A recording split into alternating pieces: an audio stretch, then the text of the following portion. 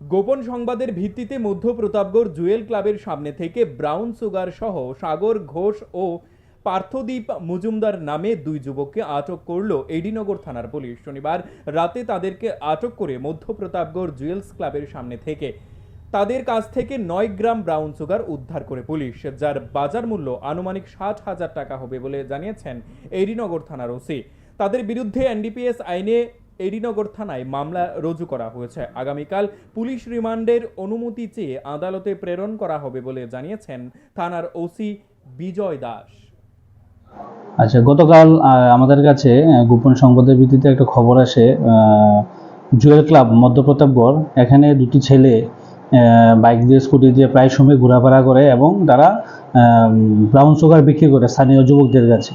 তো এই খবর পাওয়ার সঙ্গে সঙ্গে আমার থানার দুই অফিসার শানুদেব বর্মা এবং কৌশিক দাস সহ এবং অন্যান্য অফিসার আমরা জুয়েল ক্লাব মধ্য প্রতাপগড় এলাকাতে যাই এবং স্থানীয় লোকদের সাহায্য নিয়ে আমরা দুইজন লোককে আটক করতে সক্ষম হয় এবং তাদের কাছ থেকে একটি শোকেস ব্রাউন সুগারের প্যাকেট উদ্ধার করি, যা আমাদের সমাজে এগুলাকে হিরোইন বা ব্রাউন সুগার নামে চিহ্নিত করে। এরপর আমরা তাদেরকে আটক করে থানাতে নিয়ে আসি এবং তাদের বিরুদ্ধে এনডিপিএস ধারায় কেস নিয়ে আমরা আজকে আদালতে তাদেরকে প্রেরণ করব। এখানে টোটাল আমরা ওজন করে দেখলাম যে 9 গ্রাম, যার বাজার মূল্য 50 থেকে 60,000 টাকা। আচ্ছা, তাদেরকে জিজ্ঞাসা করে কিছু পাওয়া গেছে তাদের সঙ্গে আর কারা জড়িত আছে বা কে এটার সঙ্গে মূল? এখনো ইনভেস্টিগেশন চলছে।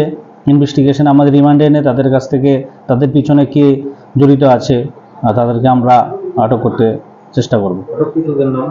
আটককৃতদের নাম হলো পার্থ চৌধুরী আর সাগর, পার্থদীপ মজুমদার আর সাগর ঘোষ।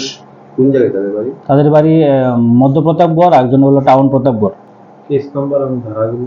কেস নাম্বার হলো এডিনগর পিএস কেস নাম্বার 20/2024, ধারা 21B, 25, 27A এবং 29 এনডিপিএস অ্যাক্ট।